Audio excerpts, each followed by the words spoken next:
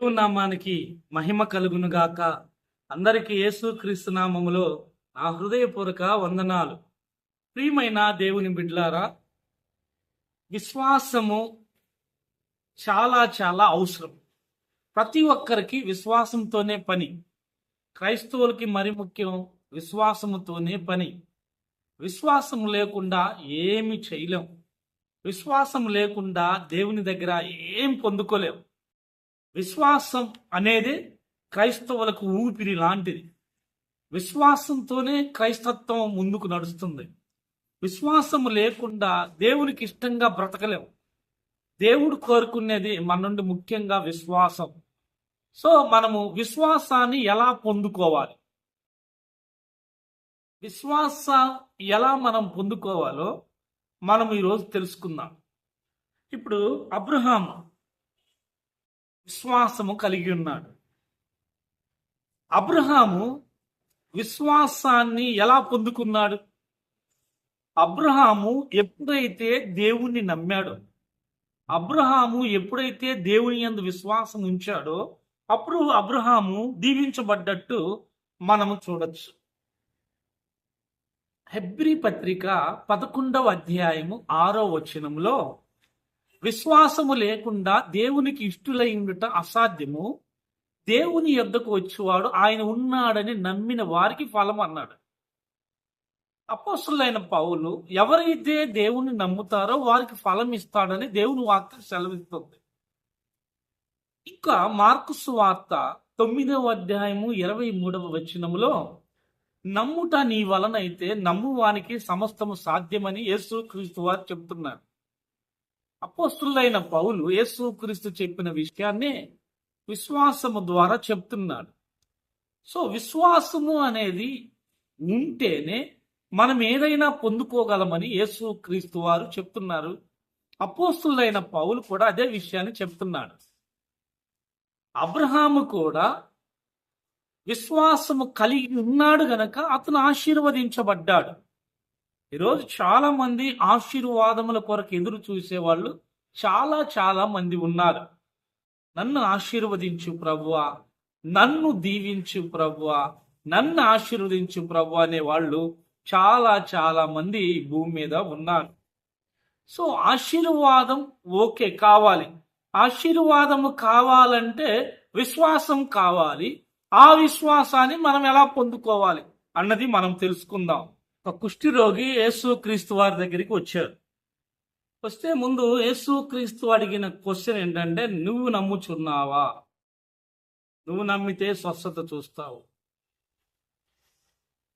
12 సంవత్సరాల నుంచి రక్తస్రావం కలుగుతున్న ఒక స్త్రీ యేసుక్రీస్తు నందు విశ్వాసం ఉంచి ఆయన అంగీ ముట్టితే స్వస్థపరచబడతానని ఆమె వెళ్ళి యేసుక్రీస్తు అంగీని ముట్టింది. అలాగే శతాధిపతి కూడా యేసుక్రీస్తు దగ్గరికి వచ్చి, నా దాసుడు పక్షవాయుతో బాధపడుతున్నాడు రోగముతో అని యేసుక్రీస్తు దగ్గరికి వచ్చినప్పుడు, సరే యేసుక్రీస్తు నేను వస్తానంటే, లేదు ప్రభా నువ్వు ఒక మాట సెలవిస్తే చాలు అని.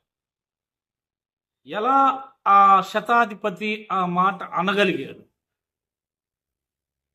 అంతగా యేసుక్రీస్తుని ఆయన నమ్మగలిగాడు.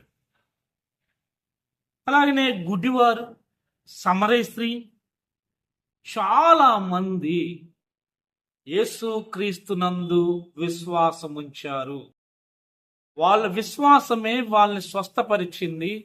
వాళ్ళ విశ్వాసమే వారిని ఆశీర్వదించింది. సో యేసుక్రీస్తు కూడా మార్కు సువార్త 9వ అధ్యాయం 23వ వచనంలో నీవు నమ్మితే సమస్తము నీకు సాధ్యమవుతుందని చెప్తున్నాడు. అపోస్తలుడైన పౌలు నువ్వు విశ్వాసం ఉంచితే ప్రతిఫలం పొందుకుంటావు అని దేవుని వాక్యం సెలవిస్తుంది. అబ్రహాము దేవుని యందు విశ్వసించాడు గనుక అబ్రహాము ఆశీర్వదించబడ్డాడని దేవుని వాక్యం సెలవిస్తుంది.